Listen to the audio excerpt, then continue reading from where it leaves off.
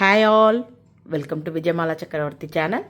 இன்றைக்கு உண்டான lunch menu என்ன அப்படின்றத நம்ம கிச்சனுக்குள்ளே போய் பார்க்கலாம். Hi all, welcome to Vijayamala சக்கரவர்த்தி சேனல். ஸோ இன்னைக்கு பார்த்தேன் அப்படின்னாக்கா வாழைக்காய், சேப்பங்கிழங்கு, அப்புறமா முளைக்கட்டின பச்சை பயிறு, இந்த மாதிரி காய்கறிகள்லாம் நான் எடுத்துட்டு இருக்கேன். ஸோ இந்த மாலைபட்சத்தோட வீடியோஸ் எல்லாமே ரொம்ப சுமாராக தான் போயின்னு இருக்கு. பிகாஸ் பாக்குறவாளுக்குமே ரொம்ப நமக்கே சில நேரங்கள்ல எவ்வளோ முடியும் இது நல்லபடியா பேக் டு நார்மல் வருவோன்ற மாதிரி ஒரு தொய்வு வர ஆரம்பிச்சுடுத்து. ப்ராபப்ளி பாக்குறவாளுக்குமே அது இருக்கும்னு நினைக்கிறேன். ஆட் பண்ண வேண்டிய ஐட்டங்கள்லாம் ஆட் பண்ணாம ஏதோ மாதிரி நம்ம தலிகை பண்ணி சாப்பிட்டு இருக்கிறதுனாலயே பாதி இன்ட்ரெஸ்ட் இல்லையா, அதனால வீடியோஸ் போக மாட்டேங்கிறதா இல்ல யூடியூப் ப்ரொமோட் பண்ண மாட்டேங்கிறதா. பட் என்னோட சப்ஸ்கிரைபர்ஸ் எல்லாருமே அழகா பாக்குறா, கமெண்ட் கொடுக்கறா, அதுல நான் குறை சொல்லவே இல்லை. சோ அதனால இன்னைக்கு எப்படி இன்னும் ஒரு 3 நாள் தான் தம் கட்டி பண்ணி முடிச்சிடலாம், நம்ம ஒன்னும் பிரச்சனை இல்லை. குறையாவும் நான் சொல்லல, புலம்பவும் இல்லை. என்னுடைய ஜஸ்ட் ஒரு தாட்டை உங்க கூட ஷேர் பண்ணிக்கிறேன், அவ்வளவுதான். அதே போல நான் நேத்திக்கு பட்டாசு எல்லாம் வாங்கணும் அப்படின்னு சொல்லிட்டு ஒரு இடத்துக்கு போறேன், முடிஞ்சா வீடியோ போடுறேன் அப்படின்னு சொல்லியிருந்தேன் இல்லையா. அது எனக்கு பயங்கர ஃபிளாப் ஆச்சு. அந்த ஏரியால நான் 3 வருஷம் ஆச்சு பட்டாசு எல்லாம் வாங்கி. கடைசியில பார்த்தா அந்த இடத்துல அந்த பட்டாசு கடைகள் எல்லாம் அகற்றிட்டு பயங்கர ஏதோ ஒரு ஒர்க் நடந்துட்டு இருக்கு. கம்ப்ளீட்டா அதுல இருந்து மூவ் பண்ணிட்டாலாம். ஒன்லி ஆப்ஷன் அந்த அத்திபெல்லி ஒசூர் பார்டர்ல மட்டும்தான் நம்மளால பட்டாசு வாங்க முடியும் அப்படின்ற மாதிரி. சோ என்னால அதை கவர் பண்ண முடியல. கொஞ்சமா என்னுடைய நவராத்திரிக்கு தேவையான சாமான்கள் மட்டும்தான் வாங்கி வர முடிஞ்சது. சோ இன்னைக்கு உண்டான தலிகை என்ன அப்படின்றத வீடியோக்குள்ள போய் பார்க்கலாம். உங்க எல்லாருக்குமே வீடியோ பிடிச்சிருந்தா தயவு செய்து வீடியோவை லைக் பண்ணிட்டு பாருங்க. பிடிச்சிருந்ததுன்னா சப்ஸ்கிரைப் பண்ணிக்கோங்க. முடிஞ்சா அந்த ஹைப்னு ஒண்ணு வருது, அதையுமே கொஞ்சம் கிளிக் பண்ணீங்கன்னா இது சஜஷன் நிறைய போகும்னு நினைக்கிறேன். Hope you are all enjoying my video. வாங்க வீடியோக்குள்ள போலாம். நம்ம இன்னைக்கு உண்டான தலிகைக்கு எடுத்து வச்சுருக்கிற ஐட்டங்கள்லாம் இதெல்லாம் தான் எடுத்து வச்சுருக்கேன். ஸோ என்ன பண்ண போகிறோன்றதை வாங்க வீடியோக்குள்ளே போய் பார்க்கலாம். ஸோ காலு சாறு தான் பண்ண போகிறேன் இன்றைக்கி. இதுக்கு பச்சை பயிறு முளை கட்டினதும், சின்ன தக்காளி அதாவது செரி டொமேட்டோஸ் இருக்கு இல்லையா, இது ரெண்டும் இருக்குது. இதோட கொஞ்சம் துவரம்பருப்பு போட்டு வேக வச்சு ஃபஸ்ட்டு எடுத்துக்கலாம். இதை ஃபஸ்ட்டு அலம்பி எடுத்துன்னு வந்துடுறேன். துவரம்பருப்பு அலம்பி எடுத்துக்கலாம். துவரம்பருப்பு கொஞ்சமாக ஒரு 2 டேபிள் ஸ்பூன் எடுத்துட்டுருக்கேன். அதோட இந்த செரி டொமேட்டோஸை போட்டுருலாம். அடுத்தாப்பில் இந்த பச்சை பயிரையும் முளை கட்டின பச்சை பயிரையுமே இதோட போட்டுடலாம்.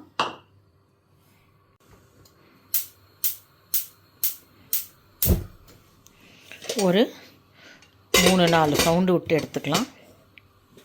இந்த பச்சை பயிரெல்லாம் இப்போ சவுண்டு வந்துடுத்து. ப்ரெஷர் அடங்கின கையோட கொஞ்சமாக ஒரு விஷயத்தை அரைச்சி இதோட போட்டுடலாம். இதுக்கு தேவையான தேங்காய் ஆர் கொப்பரை நான் டெசிகேட்டட் கோகோனட் எடுத்துட்டுருக்கேன்.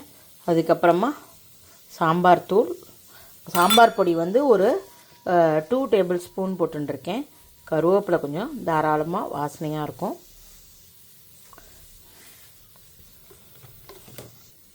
மஞ்சப்பொடி கொஞ்சம். இதை அரைச்சி எடுத்து வந்துடலாம். அரைச்சி எடுத்துன்னு வந்துட்டேன். அதே போல் புளிஜெல்லாம் ரெடி பண்ணிட்டாச்சு. அதுக்கப்புறம் உப்பு, அவ்வளோதான். இது எல்லாத்தையும் கலக்க வேண்டியதான்.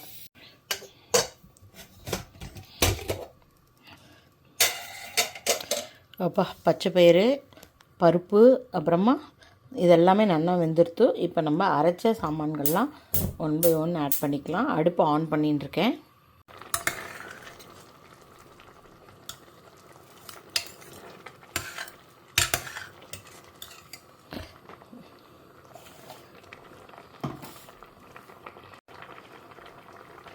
புளி ஜலம் ஆட் பண்ணிக்கலாம்.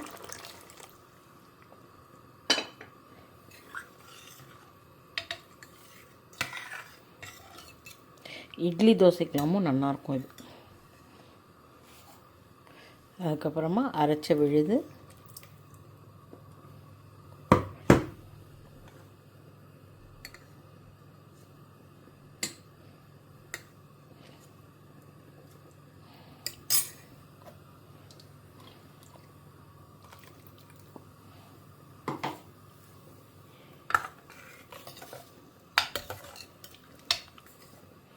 கருவேப்பிலையெல்லாம் நல்லா தாராளமாக அரைச்சி குத்தினதுனால நல்ல வாசனையாக இருக்கும்.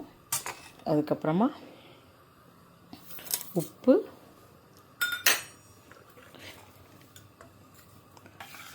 பெருங்காயம் வேணுங்கிறவோ போட்டுக்கோங்க. ஜஸ்ட்டு ஒரு கொதி வந்த கையோட திருப்பியும் நம்ம குக்கர் மூடியை போட்டு ஒரே ஒரு விசில் விட்டு எடுத்துடலாம். சரி, நல்லா லேசாக பபிள் வர ஆரம்பிச்சுடுத்து. பார்த்தேன்னாக்கா ஃபஸ்ட் கிளாஸாக எல்லாமே வெந்திருக்கு. இந்த ப்ரெஷர் குக் பண்ணுற நேரத்தில் நல்ல ஒரு வாசனை வரும். அதுக்கோசரம் மட்டுமே தான் நம்ம இதை ஒரு மூடி போட்டு ஒரு விசில் விட்டு எடுத்துக்கலான்னு சொல்கிறேன். ஜஸ்ட்டு ஒரு சவுண்டு வந்துடுத்துனா போகிறோம். அதுக்கப்புறம் நம்ம தாளித்து கொட்டிட்டோம் அப்படின்னாக்கா காலு சாறு ரெடி ஆகிடும். ஜஸ்ட்டு ஒரே ஒரு சவுண்டு தான் விட்டு எடுத்திருக்கேன் அந்த சாரோடது. திறக்கரைச்ச 8 ஊருக்கு வாசனையாக இருக்கும் போல இருக்குது. ஃபஸ்ட் கிளாஸாக கன்சிஸ்டன்சியோடு வந்துடுத்து பாருங்க. தக்காளியெல்லாம் கரையவே இல்லை, ஆனால் சுருங்கியிருக்கு. ஸோ தட் அதுக்குள்ளே அந்த எல்லா உப்பு காரம் புளிப்பு இறங்கியிருக்கும். சாப்பிட்றச்ச அந்த தான் சாப்பிட்டெல்லாம் அவ்வளோ டேஸ்டியாக இருக்கும். ஸோ இதை இந்த பவுலுக்கு ட்ரான்ஸ்ஃபர் பண்ணிவிட்டு இதுக்கு தாளித்து கொட்டிடலாம்.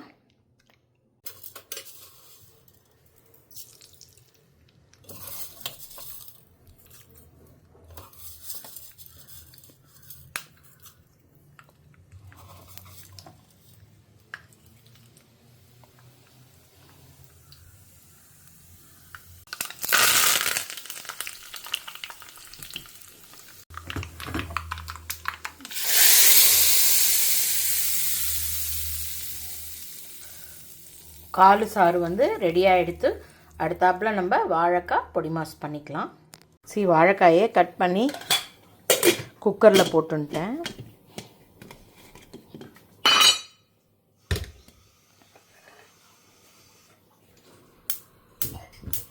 ஸோ இது ஜஸ்ட்டு ஒரே ஒரு சவுண்டு விட்டு எடுத்துக்கிறேன். வாழைக்காவை ஒரே ஒரு சவுண்டு விட்டு தான் எடுத்துனேன்.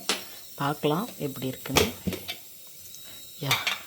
இப்போ என்ன பண்ணலாம், கொஞ்சம் இதை ஜலத்தெல்லாம் வடிகட்டிட்டு தோலையும் உரிச்சிட்டு பொடி பொடியாக உதுத்து எடுத்துட்டுடலாம்.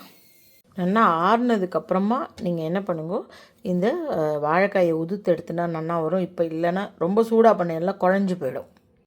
இது தோலை நல்லா உரிச்சுண்டாச்சு. இந்த மாதிரி கையில் இப்படி உதுத்து போட்டுக்கலாம். கொஞ்சம் சூடு இருக்குது உள்ளுக்குள்ளே. பார்த்தீங்கன்னா நல்லா உதுத்து எடுத்துன்ட்டேன். வானலியில் நான் இப்போ தேங்காய் எண்ணெய் குத்திக்கிறேன்.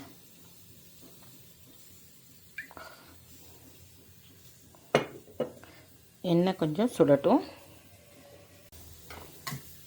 கடுகு உளுத்தம் பருப்பு போட்டுக்கலாம்.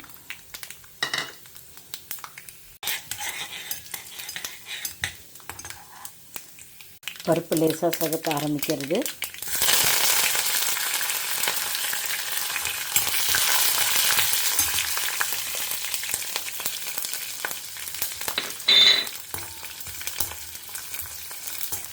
தேங்காய் எண்ணெயில் இந்த கொப்பரை வதக்கிறச்ச நல்ல வாசனை வரும். கண்டிப்பாக கொஞ்சம் பெருங்காயம் போட்டுக்கோங்க. அப்போ தான் வாழைக்காயிலெல்லாம் கேஸ் ஐட்டங்கள் உடம்புக்கு ஒன்றும் பண்ணாமல் இருக்கும்.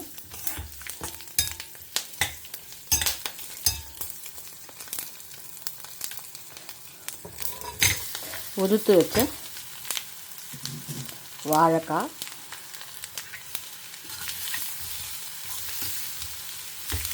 இது வாழைக்காய் பொடி மாசுன்னு சொல்லுவாள். இதுக்கு காரப்பொடியெல்லாம் போடுறதில்ல, பச்சை மிளகா தான் போடுறது. அதுதான் டேஸ்ட்டு. தேங்காய் எண்ணெயில் வதக்கி பண்ணையில் அப்படின்னாக்கா ரொம்ப நல்லாயிருக்கும். அதுவும் இந்த கொப்பரை போட்டு பண்ணையெல்லாம் நல்ல வாசனையாக இருக்கும்.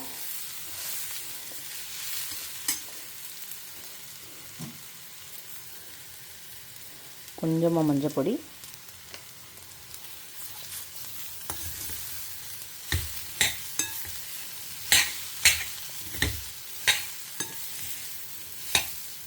இன்னும் உப்பு போடலை.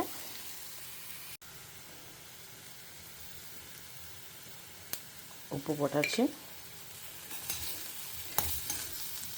இது நல்லா ஓரளவுக்கு உதிராக ஆனதுக்கப்புறமா ஆஃப் பண்ணிவிட்டு ஒரு அரை மூடியோ இல்லைன்னா சின்ன எலுமிச்சம்பழமாக இருந்தால் ஒரு எலுமிச்சம்பழமே கூட நம்ம மேலே பிழிஞ்சிண்டா இது வாழைக்காய் பொடி மாஸ் வந்து அவ்வளோ நல்லாயிருக்கும், டேஸ்டியாக இருக்கும்.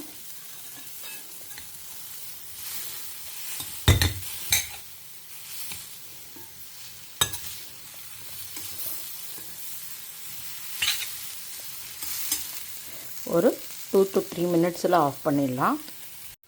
காய் நல்லா வதங்கிடுத்து. நான் இப்போ அடுப்பை ஆஃப் பண்ணிடுறேன். நல்லா இந்த மாதிரி உதிர் உதிராக வரணும். வந்ததுக்கப்புறமா அடுப்பை ஆஃப் பண்ணிவிட்டு, இது ஒரு எலுமிச்சம்பழத்தோட சாறு.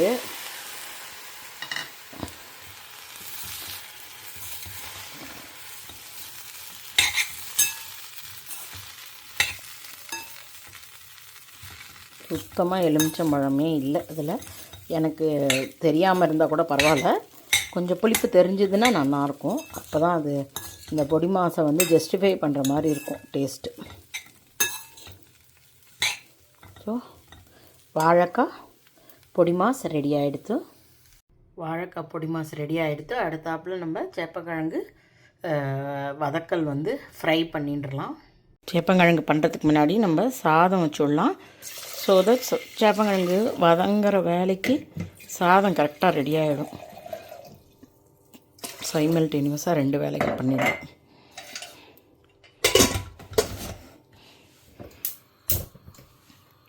வாழைக்காய் வச்சு அதே குக்கர்லேயே சேப்பங்கிழங்கையும் வச்சு காய்க்கு எடுத்துட்டுலாம்.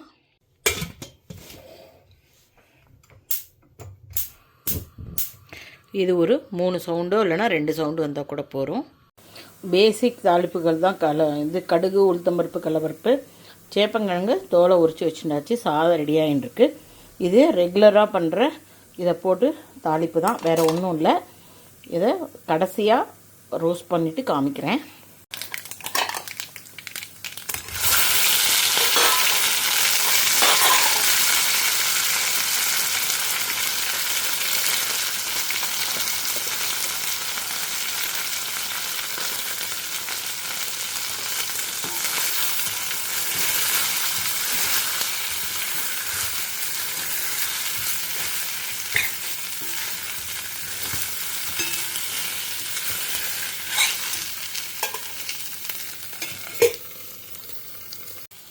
முழு பீசஸ் எல்லாம் கரண்டியாலேயே உடச்சி விட்டுட்டேன். எனக்கு ஆக்சுவலாக முழு பீஸாக இருந்தால் தான் பிடிக்கும். போன தடவை யாரோ ஒருத்தர் சொன்னால் கட் பண்ணி போட்டால் தான் அது நல்லாயிருக்கும் அப்படின்ட்டு. அதில் அது கட் பண்ணி சாப்பிட்டா பிடிக்கும் போல் இருக்குன்னு நினைக்கிறேன். எனக்கு முழுசாக தான் பிடிக்கும். பட் ஸ்டில் இந்த தடவை நான் எல்லா பீஸையுமே கரண்டியாலேயே உடச்சி விட்டுட்டேன்.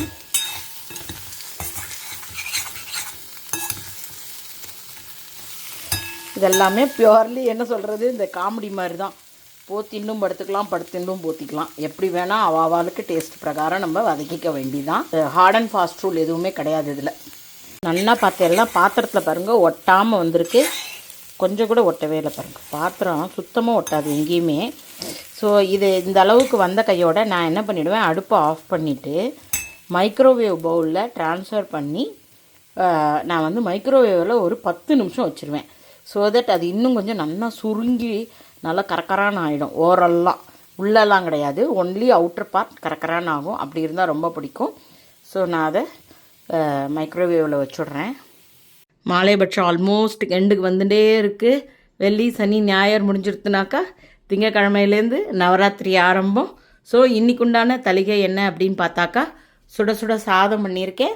அதுக்கப்புறமா இந்த ஊரில் வந்து காலு சாருன்னு சொல்லுவாள். அதாவது சாம்பார் டைப் தான், பச்சை பயிறு போட்டு சாம்பார் பண்ணியிருக்கேன். அதுக்கப்புறமா வாழைக்காய் வந்து பொடி மாஸ் பண்ணியிருக்கேன். சேப்பங்கிழங்கு ரோஸ்ட்டு, தயிர். ஸோ இதெல்லாம் தான் இன்றைக்குண்டான தளிகையில் நான் பண்ணியிருக்கிறது. Hope you are all enjoying my video. If you like it, please like and subscribe my channel. Thank you for watching. Bye bye all.